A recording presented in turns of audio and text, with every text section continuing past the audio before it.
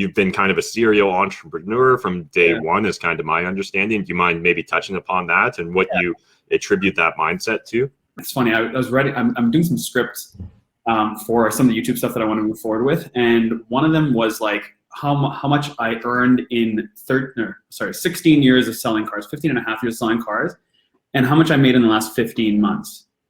And I put those two numbers down, and those two numbers were like, it was like 2.5 times more in the last 15 months than I have over the last 15 years. Problems are what? Problems are profits! Problems and profits to me is really a life philosophy. It's about understanding that you're in control, that you've got agency, you're in the driver's seat, and any obstacle or problem you encounter can be interpreted in a multitude of ways. One of them is clearly as a problem. The other is as a profit center, right? An opportunity. And so in today's video, we're going to be sitting down with Mike Van Houdt and talking about some of his problem and profit moments in life. Hey, Mike, how's it going? Awesome, man. How are you? Good. So the first question I'd love to just jump into you with is our first warm-up question. And so our first warm-up question is, what's the most expensive thing you've ever broken? Wow, that's a warm-up question? And that's the warm-up. Oh man, you know what? God, there's so many. There's so many. I think not quitting my job earlier. I think that's a big one for me. I mean, I just look at, it's funny, I was ready, I'm doing some scripts for some of the YouTube stuff that I want to move forward with, and one of them was like how much I earned in 16 years of selling cars, 15 and a half years selling cars, and how much I made in the last 15 months. And I put those two numbers down, and those two numbers were like, it was like 2.5 times more in the last 15 months than I have over the last 15 years. So like, that's a really big like target, right? You know what I mean? So like, that's a huge, I wouldn't say a mistake, because I've always been, when I was there, I still looked at it from a positive perspective. And I said like, you know, I learned a lot selling cars. I met a lot of good people. I just felt like I was like tapped out, but I was like, it's like a lot of people that they go through, right? It's like golden handcuffs, and how do you kind of break out of that, right? So I think the biggest break is breaking out of the golden handcuffs for me. And I'm sure a lot of other people as well that watch these shows, right? So. Absolutely. I love the interpretation there, Mike. And one of the next questions is the $1 million question. So if you had $1 million and only 24 hours to spend it or use that $1 million, what would you do? Educate. I think educate, because then that voice reaches further, right? Than just doing it for myself. So I'd probably spend $1 million on like Facebook's, all the socials, as much advertising as I possibly could. And I'd probably break it down maybe in different segments. I'd probably spend $500K on advertising and then another $500K to collab with other people so that they can extend my reach with their powers, right? So basically take the things that you've learned in your life and push it forward that way. That's what I would do with $1 million. Now, I'm sure when you throw this question out, you'll get people that say they're trying to multiply the money, but it depends on what you're trying to multiply, right? I think that's the important piece. I think if you're trying to multiply happiness, or you're trying to multiply like, you know, the things that you missed out in your life, or whatever that may be, right? So yeah, just on a tear, I guess, right? Like you got to have 24 hours to live. You're on a tear, through, right? So awesome. Yeah, I love it, Mike. And then the last warm-up question here is just, why are you? Well, I mean, here's a perfect example, man. We're just doing some accounting because I got 6 companies to do accounting for, and it's obviously like RSP time and figuring dividends and T5s and all that stuff, right? So, and I was like, and about 10 minutes before this, I'm like, man, I got to go upstairs and shower. And I'm like, you know what? I don't even care. I don't even care. My hair's not perfect. You know, I haven't shaved properly, but I'm like, you know what? At the end of the day, I think it's about the message you put across, and be true, like just be a true dude, right? Or a true girl. Whatever the case is, I would just be who you are. I think that's key. And I think this, what's happening today, man, is just so many people are starting like the sentences in their mind with like but or can't. You know, there's so much of that. It's just unreal. It's just unreal. So I'm trying to change that, right? You know what I mean? Everybody run into that's like can't, but just tell me the good stuff. Don't tell me not. Just don't tell me stuff. You know, I think just that break, right? You know?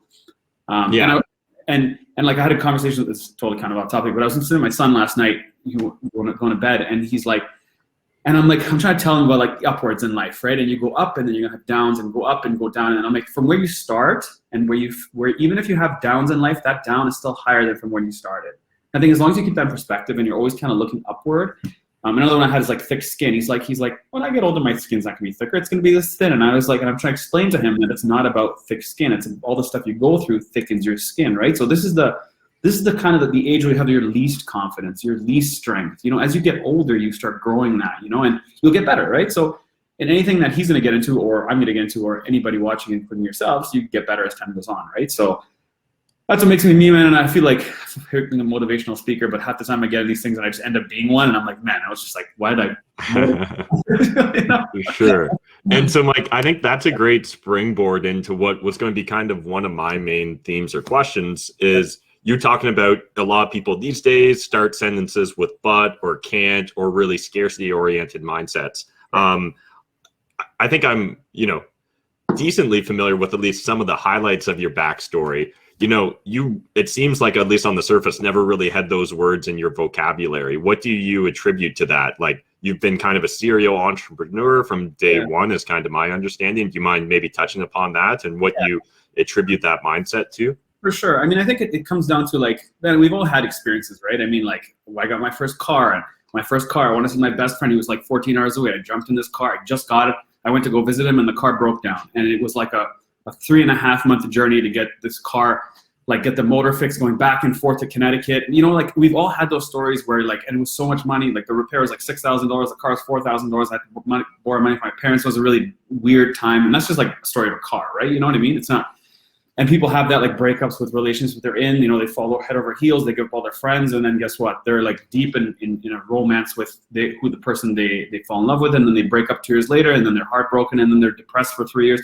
I mean, everybody goes through some sort of that in their life. I don't care who you are, in some way, shape, or form, but it's how you take those pieces and just not realize that those bottoms were kind of a waste a little bit. I mean, there's some value in that, but it's kind of a waste, right? So everything I look forward to in my life has been, you know, just always looking for like happy and fun and good times, basically. That's kind of how I've always rolled, you know? And I mean, like, money is a factor of it. I mean, we live in such a strange world right now where money is like the factor of it, you know? And I think like what, I don't know, steer me, because you know me, man, I Sure, Mike. So like, I guess, were you always just focused on solving problems and taking ownership of situations? Because definitely when I think of you today, that's who I think of, right? Like, you know, Mike's not going to pass the buck to someone else with the problem. He's probably just going to roll up his sleeves and do it. You're going to see him on the roof. You're going to see him in the car. You're going to see him doing the thing. For sure. I think one of the biggest pieces, man, I think in everything you want to get into, like, dude, I mean, I'm sure you guys seen it. I go to my flips and I go with my trailer and I fill it with garbage and I go to the dump and I dump all the stuff myself. I don't have to do that. I could easily get a bin and do it, but I enjoy doing that. And I feel like I have to get deep and dirty. This restaurant I'm working on, I'm sitting at the counter. I work there for 12 hours one day and 13 hours the next, just to feel it out, because if you don't start at the bottom, you can never get to the top. And I think that's probably in line with what you're talking about, right? Like, you have to be in the gutter to know what it's like, because at some point that company might be back at the gutter. So don't always assume that you're going to be on top, right? So I think that's kind of always my mentality. And then when I'm doing something, like when I worked in this like car audio performance store and we'd like do rims and tires and like all that modifications on cars, people wanted more and we just didn't offer it. So at that point I said, you know what, you can come to my house and I'll do it for you. So I side jobbed it, you know? So that's how you figure out how, like, if when you're in can't solve that problem, you just solve it yourself. So that's kind of how I've done it, you know? Like, if I see a hole, like, private lending is a perfect example. You see people that need, like, it collapses on them, and then guess what? They need the money the next day. Well, hey, there's a problem. I can fill it. I fill that problem and I fill it, you know? And then you take that motivation that you get from that and you pass it to more people. And you know, I just find that in this world, there's deals for everybody. I think people think that it's like, there's only like a deal one time, or there's a deal only for me or only for him, you know? But the deal's for everybody, and it's there for the taking all the time. You just have to always walk through every door. I think that's it. And I've always done that, man. I've always found a way, right? And even if you lose money, I think the biggest problem, like I started from the start, man, it's the money. I think that's a barrier for a lot of people. And that's what it is. You know, we're just trained to have money being a barrier.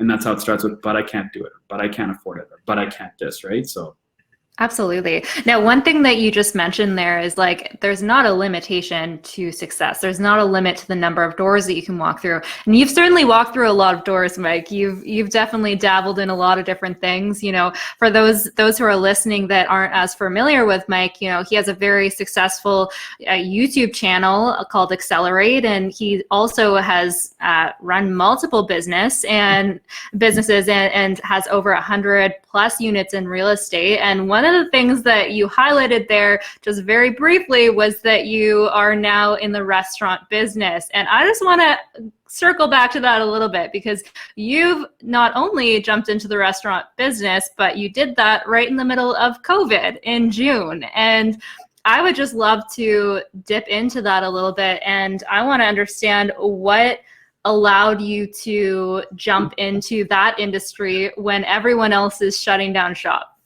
Yeah, I think it's, I mean, I'm like, no cliches, but you know the cliche. I think for me, it's like I looked at all my other businesses and everything's kind of stable, right? And I feel like if something's stable, it's boring. And when it's boring, I'm not interested. I just let it run, you know? So for me, I wanted something exciting, and I felt like, and I just looked on like Facebook Marketplace for the stuff for sale, and restaurants were going out of business like crazy, and a few still are. So what that meant was the stuff for sale is flooding the market. So I got lots of stuff for sort of inexpensive, but I eat out all the time. So one of the tax benefits to eating out is when you've got companies, you eat out, right? You don't get food, cook at home, because it just doesn't cost more money. But I always felt like if you can spend $25 to eat out, it's probably the same money as going to Metro or whatever, buying food and then cooking it, right? So I'd always eat out. So we eat out like twice a day, or at least take out. So I found a good guy that was kind of under, like, his food is very specific to one sort of nationality or one culture. And I kind of want to take that and bring it to the Canadian market. And I felt that was a really, really good opportunity to do that. It's just sort of a unique space, and it's basically charcoal barbecue. And people think that it's like, you know, like specifically to have like ribs or something like that, but it's for skewers and for chicken. So I found this guy had like a lot of work ethic, and that's usually how most of my businesses are run. They're run by a really good, I would say, employee/partner. And just like, you know, you guys in your business, if you have good people, you build around them. So I always find that if you got good people, you can always sell it. And that's how some of my businesses have always run, right? Like I go out and I get a contractor for something, and he just doesn't have the strength to run a company by himself. So I say, you know what, why don't we team up? You do all the work, I'll do all the sales, and then it becomes sort of part of the ecosystem, you know? And I've just kind of built that. And as long as you have good people, it keeps moving. Once you have terrible people, man, then it's all on your shoulders, and then it's just a waste of time, right? So. And so, Mike, how do you decide like which problems or which businesses to take on next? Like, you know, there's always a ton of opportunities, right? And I think the more time you spend like in this space, the more you see. So like, how did you decide that like now was the right time with restaurants and it wasn't the time to start an indoor trampoline park or an arcade or whatever? I mean, I think if the opportunity came up for those, I'd probably jump on it, to be honest, right? I think the restaurant thing came to me because the guy was kind of, I could see the whole industry, you know, go down a bit. And I felt there was opportunity. I felt like even in real estate, it wasn't there, right? Like I was hoping, I mean, I was just waiting. I mean, COVID hit, the markets dropped, and I was waiting for real estate to drop, and it didn't. It went the other direction, right? So if real estate did drop, I would jump, you know, way deeper into real estate at that point and just bought up as physical as much as I could. But it wasn't there for me. So I was looking for other stuff to do. And at that time, so it's not just only the restaurant. At that time, I had, I don't know if you know, but for Accelerate was partly just to build a YouTube platform so that I could just get the word out there. But the reality was I was going to run either an exotic car dealership or an EV dealership. So I had all my stuff. So it took me about 3.5 months to get my, they call OMVIC license, which is the license to sell cars in Ontario. So I have that. All I'm just waiting to do is just get insurance. And once I get insurance on the cars and the property, then I can kind of do that just to sell cars because that's all they need. But I have no intent to actually sell cars. So I was at that point, I was going to actually do the car stuff. And this restaurant thing kind of came along. I just was eating there and I just talked to the guy and I said, like, man, this is all the changes you have to do. And it just kind of evolved from there, right? But I'm always working on something, man. I was working on the cars. I'm forever working on something. It's not like I have a dream. Like I have a dream pile over there that kind of gets open from time to time, like we all do, and we all should. I think everybody should have a dream, you know, there's no reason to not have a dream. So for me, it was just putting it over there, and it just happened to open up. So the restaurant for me is not, so if you talk to me a year from now, it's not going to be like, I'm still in this restaurant gig. It'll be far gone, to be honest, you know. I have probably 5 months left in this thing where I'm going to get the second restaurant open, which would be another 2.5 to 3 months from now. and then 3 months to get it, you know, to get the right people in there, and then get my guy to take over, and then I'm gone. So that's it for me. And like, yeah, so we'll see what's next. To be honest, I'm not obviously looking past the restaurant, but I kind of always are, right? I think that's just the mindset of what I have. And same with you guys, right? Like you start a show, and then you take it as far as it goes, and you start something else, and you come back to this, right? It's just a lifestyle of being good and having fun with it, right? I think for me, that's what it's about, and I can see it with you guys as well. It's not just me. I think it's for, you know, I think we all share those same traits, right? And having fun with it, and good times. Yeah, absolutely. And then, so you kind of touched upon it there, but like, I know this is really true of me. The number of dreams that's in that dream pile, or the attempted dream and pivot, or, you know, paused. Yeah. Like, how many projects, you know, do people maybe not see on social media that got half started and you invest a day or $1,000 or a month or a year into it, and then you end up like, nope, this isn't going to be the right. Yeah, there's a lot, man. I'll give you an example. For COVID, when COVID started, when it was hitting in China in December, actually hit pretty hard in December, and then January was kind of coming to this point. What I did was I found these EV machines. So they're basically EV light, and there's 3 phases of EV light. And the third phase essentially is harmful to humans, but it kills all bacteria. So I went and I bought 15 grand worth of EV machines. So they're sold in different bulbs. They range from like 10, 20, 300, and 1,000 watts.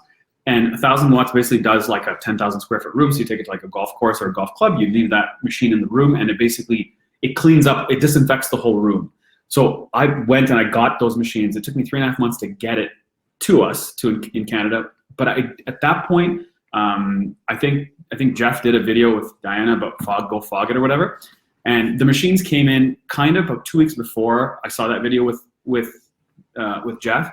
And then this wrestling thing came into play, and I was just doing another thing. I was kind of investing a little bit, so my mind wasn't really there. Anyways, I sold this stuff for 22 grand, so I made 7K on the deal, and I just kind of let it go. And it's one of those things to see, like, nobody knows about it. I did it, you know, and I got that, and I could have built a brand around it and pumped these machines out, because every dealership could use it, every hospital could, you know, it could all do that. The only problem is that it's very association based. So you have to actually buy into the associations. You got to pay the right guys to get in the right field, and then plug these machines. And I have to get sales guys, and they're all used to being paid between 90 and 120. And it was just beyond what I wanted to kind of get in too deep. It was too deep for me, right? But that was an example of what I did. Nobody knows about it. And I get into so many of these like crazy, stupid things, man, to be honest. And I feel like everybody should, because it's exciting, because I always have a story, right? Like a story of what I've done, and I'm like, oh man, that didn't work, but that worked. So the choices are endless, and I go everywhere, and I'm like, man, I should do that. I should do that. And then I go home, and then my wife's like, no, don't do it. I'm like, okay. She's like, you already have enough, you know? So I don't know, man. I got this thing. Let me show you. Okay, hang on one second. I got this. Yeah. 100%. I have no idea what to expect. This is awesome. Okay, hang on. I'm back. This thing is called My Life in Weeks. Yeah. Oh, I've seen this. Right? My Life in Weeks. On the gram, yeah. Gram, right? My Life in Weeks. And so this is all pre-printed as your life in weeks. So I'm printing these out for and you guys should too, or anybody should just get these and give these to some of your guys, because depending on, some people need this stuff, and I do, right? I look at it and I'm like, man, you know what? This is amazing. You print this out, and you have it, and guess what? Like, man, it gives you some accountability, right? You know, and you look at it and you're like, that's sick, you know? So that's what I thought. And I'm like, and now I'm looking at, and you can write all the things you started or didn't start, and where it became and where it comes. And I've never really had that. And that's the thing when you're in the golden handcuffs. You just really know the little silo you're in. And even though the safety net seems really good, the other side is just so much better. I think that is the key, man. The other side is so much better. And Rebecca, you can probably vouch for this, right? This is a hell of a lot better than being at the gym, sort of. Oh yeah. I mean, being at the gym is fantastic, and like you get to help people, but you're literally being paid for your time, and like, you know, you only have such a ceiling to like achieve with that. So yeah, absolutely, you're kind of dipping your toe into all of these different lakes or oceans, and seeing what will take you away. And I really like that you're exploring a bunch of different things, because you really can accomplish a great deal when you actually try, and you're actually taking shots. So I love that. So what made the restaurant actually like take off in the way that it has, or is it at that stage where you think it's going to take off? It is. So this is the first one I've had with a partner, and it's a lot more work than one expects. You know, not just the restaurant, but dealing with a partner in general. I think that if you can do something by yourself, I think always do it. I think I'm not going back and partnering up with this guy, but I think it is a lot easier if you do things by yourself because you make the decisions, and then you can die with those decisions. Sometimes you have a partner, they have decisions, and then you just kind of figure out what's more important, which battle you want to fight. So those are just kind of weird ones. But I think for me, it's getting into a restaurant space is so tedious that I just didn't want to get into tediousness. So if I wanted someone that would commit to taking the tediousness and the hours, and then they're cool to do it, and that's your job. And my role is just strictly marketing, being the face of the business. And that's important, right? I mean, because I'm trying to put my face out there on every business I have so that I'm the face of the businesses, right? And I think that's kind of important. So people have to figure out kind of what they want to do. Do they want to be the person to do the work, or they want to be the person that sells the work, right? You have to kind of, it's kind of hard to do both. If you want to grow or scale it up, you can't do both. It's literally impossible, right? Like, man, you can't be handing out flyers and then trying to close deals and then trying to get this and get, it just doesn't work, right? So you gotta have to sit from the back and look at it and figure it out, right? Mm-hmm. So how do you decide which businesses to take further and which businesses are okay? It's far enough. I'm going to hand it off, right? Like the restaurant. Is it about like creating the best restaurant in London, Ontario? Is it about creating like a national chain that dominates everyone? Like, how do you decide like what the goal is with one of these businesses when I'm sure money's one of the scoreboards or one of the scorecards, but it's not probably at this stage the only one. No, it's definitely not. I think each business has its own thing, and sometimes with me, I mean, I'm human, so I think sometimes the one that needs oil gets, needs sweet, smoked oil or whatever. That's kind of sometimes the case, especially on certain days, just not the energy to do it. But on where it's going to go, I think that, like as an example, my roofing company, that's built like it's built like a brick house, man. That's not going anywhere. It's solid. I have a really good ecosystem that follows me. That any work that needs to happen, even in your ecosystem, people know me as a flat roofer, and then they'll call me for roofing, and we do good work. And I'm basically the guy. If something goes wrong, they're looking at me, and they know that this guy's not going to screw them over for a roof, right? No matter what the dollar amount is. So I think that's sort of built in stone. I think all the other businesses are also, they're like the rentals. Obviously, they've been in stone for God knows how long, right? So all that stuff kind of stays in stone. So that's like side stuff for me right now, right? It's not focused to build or focused to worry about. I think the focus to worry about businesses are YouTube. I think Rebecca knows that. I think, like, for me, building a YouTube brand is important. Like, Matt, you've got a serious brand, right? And I'm just trying to build a brand. So for me, that's kind of upfront. And a restaurant is a piece of it because it's a story, right? We all kind of play pieces. So now I'm just basically looking at all that and looking like a story. So I can take the roofing thing. I can make a video about roofing. I can jump around. Like, I do have a kid that's been following me for about 2.5 weeks. It's a real like, it's like trying to learn how to ice skate for the first time, right? Trying to figure out what this kid has to record, where he has to stand, what he has to talk about, how he focuses on me, what the back, all those things you got to worry about, and putting all those pieces together. I don't know what is going to take focus and what's not going to take focus, but everything, I tell you with life and that chart behind me, everything in life is a lot slower than you want it to be. I think that's the reality. So you can have 20 things, man, because they're not going to all happen in one day, one shot, one time, right? They all take time to work. So you can always have more than one thing or two things. I think that's kind of the norm, and I don't think that's any different, I think that's something that people really need to realize, that nothing happens right away. Mm-hmm. But I don't know if that answers your question, or I just car salesman myself around that one. No, it's definitely helpful. So again, I don't know if we got a hard answer on like how you what do I pick? What is the goal with the restaurant? Like, how do you decide that, okay, it's now this time to step off, I'm going to let this partner run with it, or we should actually go open another 18 locations? Yeah. So so his role is basically just the engineering of all this. So we're trying something new. That's the whole key with it. We've engineered these machines to cook 800 chickens a day, right? So that when that rolls out, that's my marketing. We can sell 800 chickens a day. And then we'll get for sure. The ideology is just build a concept and then dump it. I mean, that's the game. That's the game plan at the moment. And also, I like food. I'm always hungry, and most people that I know are always hungry. So I figured, why not be in the feed hunger business? Especially for cost. I think you can't go anywhere right now to get a reasonable cost for food. I think food is very expensive. So I kind of want to fill that gap. But once I think in my mind, I think it's going to be steered to the direction of, as long as it doesn't get me to sit there and babysit it. I think that's the key. It'll grow as long as my partner can manage the babysitting portion of it. Once I see the babysitting slide, I have to hire someone. And if they can't do it, see you later. I think that's kind of where I'm at. I just can't die, man. Slow death businesses is a restaurant business, and a lot of other businesses, and people slow death businesses like crazy. You know that, right? So I think to answer your question kind of indirectly, directly, is if it becomes a slow death business, I'm gone. No matter how much money I have in it, it doesn't matter to me. I'll learn from it, move on, and figure it out in the next business. So that's it. Absolutely.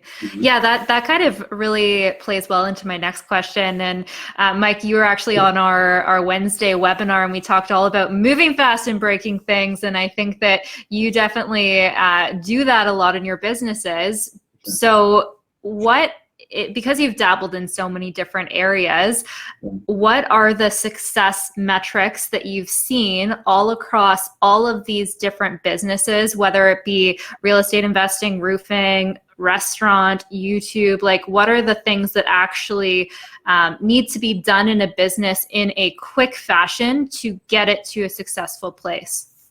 Yeah, I think you have to have it's like I think if it's a pretty long, deep question, but I think if we scale it down to a small portion, I'd say one, you just have to have the right people. So the right partner, right guy to do the business, whatever that case is, right? And if I happen to be the person, then it's about being accountable to what I have, being kind. I think in today's world, it's being kind and honest with people, but also give them an after service that they won't normally get from anybody else. I think that's kind of important.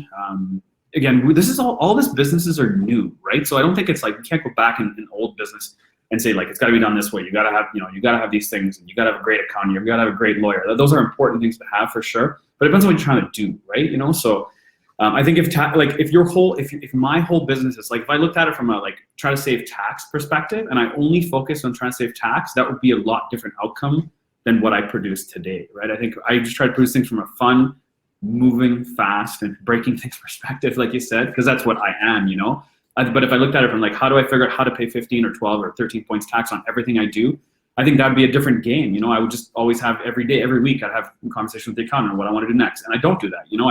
I'm like, let's try it and figure it out. That's kind of how I roll. Maybe when I get older, I think when you look at that chart behind me about the age groups, I think 20s is thing, and then 30s, and then 40s, and I'm going to be 40 in a year and a half, so I'm going to be 39 in 2 months.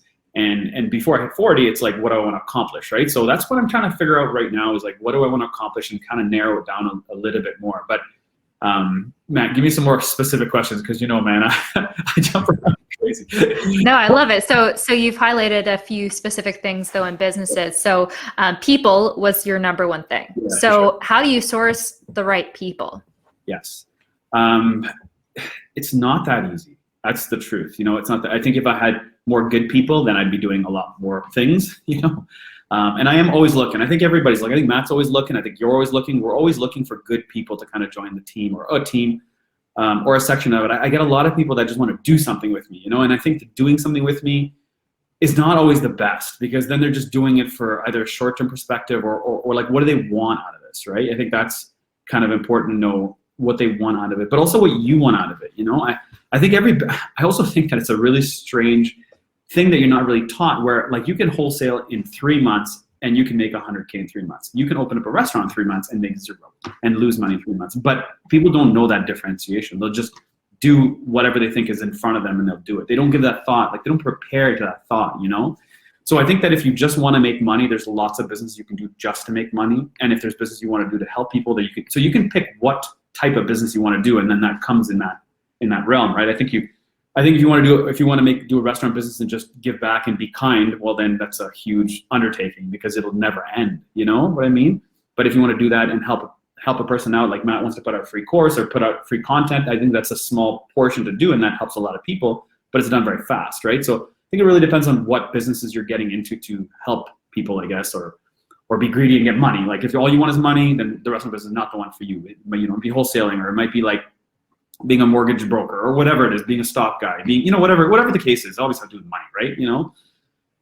But I think, man, that if we just take I've always kind of thought this, and I think just growing up, I always thought like there's always more than one item that I can get and share with somebody else, right? I think that's the whole key. I think Matt, what's the word to put it together, where it's like, there's enough property out there, there's enough cars out there, there's enough money out there. What's that? Yeah, abundance. Abundance, exactly. It's always been that way, right? I think that, and it makes friends, man. It always makes friends, and just gets good people around you, and first impression is last impression, but also keeping that impression forever, right? And not screwing up the relations you have with people over money, or over being greedy, or being conniving, or whatever the case is, right? I think that's important, man. On the internet, even more so today, because your name stays. your name stays. It's not like the old days you can just jump cities, and run. And were you always like very relationship oriented, Mike? Like, is that something that you think was with you from day one, and what do you associate with that? Yeah, I've always been, man. Friends and people have always been really, really important. Two specific guys growing up were kind of the really good examples or mentors for me. A perfect example, this guy's name is Fernando. I met him when he was 27, I was 22. He had 11 kids from 9 different women. So this is the type of guy he is. He's just like a party animal, knows everybody. Everybody knows him. He's like this like guy who's like really, really outgoing. And obviously that tells you when you have that many kids that even like, that's how much of an extrovert this guy is, right? And I realized like, no matter where I went, all I have to just say is like, yo, Fern? And they'd be like, yeah, of course I know him. And I'm like, oh man, everybody knows this guy.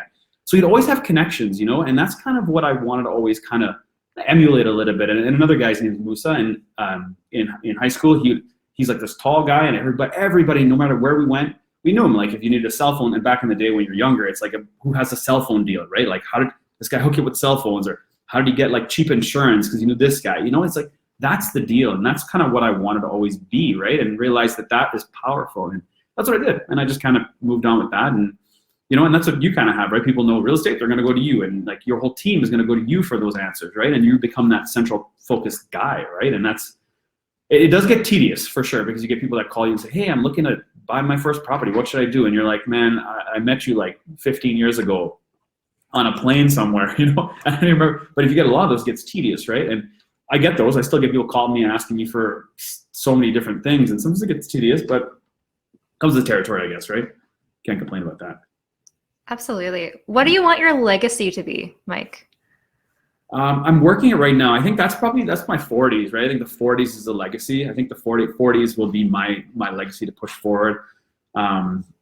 It's really honestly hard. In today's world, it's really, really hard. I watch some people, and it's being like the TikTok stuff, right? Like I was writing one today, and it's like how much I put money on this property down, and like how much I made, and this property makes this much money, and I'm like, and it's cool and all, but I'm like I gotta break past this barrier, to do that, because I think that's what people will remember you. We live in a kind of a shallow world, and people just are the attention span's so short, right? So I'm really trying to take on this attention is currency thing in the last couple of years and try to figure that portion out, because that is like, you guys know that's very important.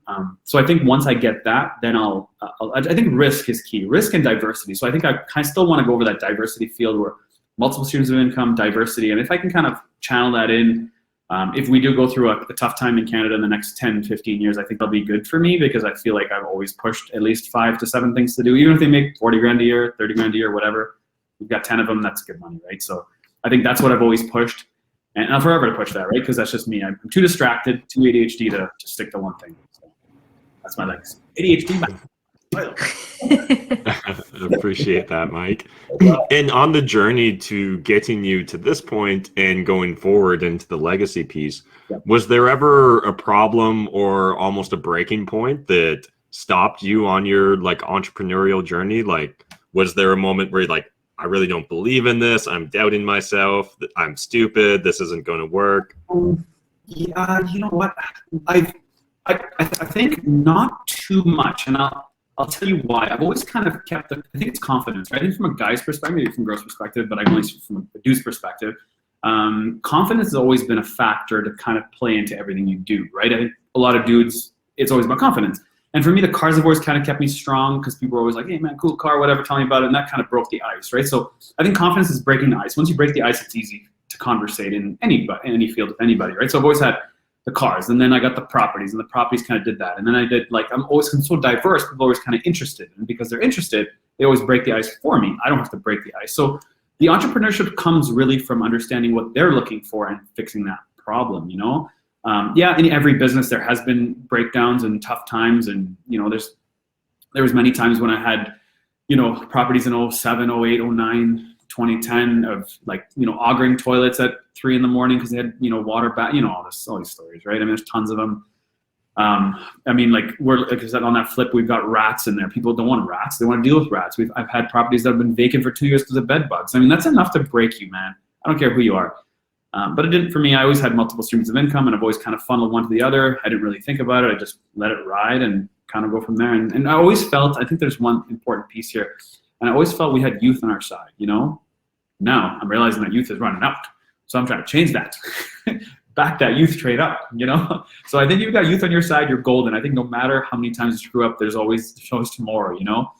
But even still, I think that it's hard for people to kind of start fresh and start a business when they're 50 and they've never done it before. So that's why I feel like I'm at a really good phase right now. And I'm like, the world is mine, because I committed 15 years of my life to a full-time job, even though I had lots of side businesses, and that really pissed everybody off where I worked at. But I think because of those things, I think you have to always have your main and then, like, you know, branches out. I think that's very important for anybody, including now that we're, you know, we're both kind of solo in our lives and we can pick what we want from an entrepreneur's perspective. I think that, you know, we still have to have branches, right? And that's where we're always just, we're throwing the bait out, right? Until we get something that hooks really well, and then we'll pull it in. And then when we get the fish, we decide we like it, we keep it, or we put it back and try something else. You know, I think that's kind of what we all have. And, you know, I hope there are more people like me on this boat, man, because honestly, it's such a great place to be. I shit you not, man. Oh, man. This is like Kyle Lowry went to the Raptors. He's like, shit. He's like, oh. You can swear, it's fine. 15 grand fine for him. But yeah, man, I hope more people are on this boat. It's awesome to be here. And, you know, and it's here for everybody. This is the crazy part. It's not just my delusional self. It's for everybody. You know, like when you get stuff for working for somebody, you're not happy, or happy, it doesn't matter, but there is a better side on the other side, and that's you, right? You know what I mean? You. Mm-hmm. So, word to Big Bird. Absolutely. Now, Mike, my next question is, what does problems or profits mean to you? I think it's very, very clear. It's basically black or white. I think that's it. There's only, yeah, it's basically it. I'm not on the dark side, and I'm not on the light. I'm in, like, you got to pick which side you're on. You know what I mean? Like, and that's it for me. Everything I approach, no matter what it is, I don't stress myself out, and that's a really big piece of it. I think that whether you pick problems or profits, you just keep stress at the minimum. So for me, it's about no stress. I live a no stress life. I've always kind of had this mindset where it's no stress. From a problems perspective, it's whatever I run into. Let me think about this. Here, perfect example. This kid I have trailing me, that's taping me for the last 2 weeks. Honestly, I have no idea what he's doing. He has no idea what he's doing. I have no idea what he's doing. It's a problem, but I don't look at it that way, because at some point it's going to profit, right? At some point that video is going to come out. I'm going to look at it and be like, man, that's what I was thinking when I was 38, you know, when I'm 45 looking at it. So that is like a problem, because he has no idea what he's doing. I have no idea what he's doing. I'm paying his bills, but that's a problem, I guess, right? Because people would probably give up and be like, there's no point in this guy trailing me. He's not doing anything. I mean, he's not getting results, you know, he's not results, but it takes time. I think that's key, right? Understanding the time. But yeah, so that's problems or profits, and that's from that perspective of what's happening right now. In any other context, do you want to put it like in a real estate context? No, Absolutely. I think That's good. Okay, which one? Yeah, I think that's good. That's problems or profits. Yeah. Black or white, you know? Like, exactly. No, you know, yeah, I think you guys get it, right? It's for this. People are watching the story are going to get this. So. And then, so I'd love to hear, Mike, what's currently a problem or an opportunity you see out there that maybe you're too busy with the restaurant or the other businesses to solve, but, you know, if you were starting over, you didn't have everything you have, you'd maybe be tempted to go solve? Yeah, like I wish I could think from well, for starters, if I could get each business of mine to like YouTube to get a script writer, you know, certain stuff you need in each business to grow, right? So for the roofing business, maybe a sales guy, but again, I think from the further perspective, I want to understand when COVID hit and the markets dropped, when they went back up, why didn't I know they were going to go back up? And why weren't I in rooms with people when I knew it was going to go back up? I felt like the rooms that I was in was like dead cat bounce, right? We're going to get a big of a spike and then it's going to collapse. That's what I was waiting for. So I didn't do anything. I just sat in my butt. Mm-hmm. And then when it got to a certain point, then everybody's like, oh, I'm all in, right? And then they made money. And same with Bitcoin. Like everybody's been in that kind of game, but where was I? Not there. Because I was too distracted, you know what I mean, doing other stuff. So to me, that's like, I wouldn't say problem or profit, but it would be like, why wasn't I in those rooms? Why didn't anybody tell me? Like, what were you guys doing and not telling me? You know what I mean? Because if it was roles reversed, I'd be telling everybody. So that's something that like I want to get a better like core of people in specific businesses and specific ideas, right? To be like, man, you should just think about this, you know? But I don't want to get it like right now. People are like, man, you should invest in Bitcoin. It's the best thing ever. I'm like, nothing has changed. If you told me that 3 months ago or 2.5 months ago before the spike, or when you saw the spike happen, you're like, man, I've been following this for 3 years. This is the time. Just jump in. Don't put all your money, put whatever you can, you know? Like that's an example. Or, you know, or like an example, like in London when the secondary dwelling thing came out, it was like April of last year. When it came out, not too many people that I knew about it, you know, it was kind of hush hush. Well, how come no one just told everybody? And it's like, guys, look for properties specifically for secondary dwellings. Let's hammer that, let's focus on that. So that's kind of what I want to be in, and I want to be in with people that kind of know those new things, and we can share these ideas for all of us to win, you know? Not just read books and then regurgitate things like, and I've seen that so often, like, man, people reading books, I mean, part of your team included, right? They'll read books, they'll rah-rah it out, and then that's it, end of story, man. It's like a glass of water, it's done, move on. But you got to take it and use it, right? I think that's important. So I think experiences will always crush it for me, and I want to get into more, you know, I want more guys or more girls that are doing this stuff to reach out, right? So that's kind of what my part of these things with you guys is to do, right? People watch this and be like, man, I was thinking about that, and you know, I'm in the same boat. I want to displace ideas and figure things out, and you know, and if there's something that runs across both you guys' table and it's a good plan, throw it to me. Awesome. Excellent, Mike. Well, really appreciate you making time to jump on today's episode. And obviously you are on social media, so if people want to follow along, where should they do so? So I have two, oh, this is crazy. Becky, you love this. I don't know why I called you Becky because you hate it. Rebecca.